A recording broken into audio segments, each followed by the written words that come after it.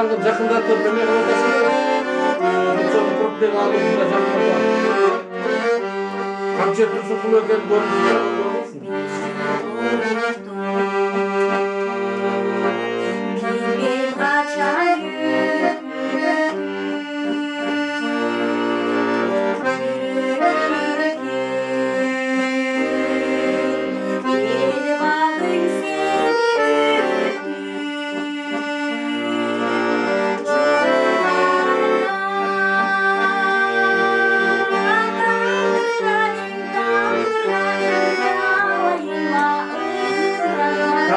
Şunu jasap koysam yetti ki.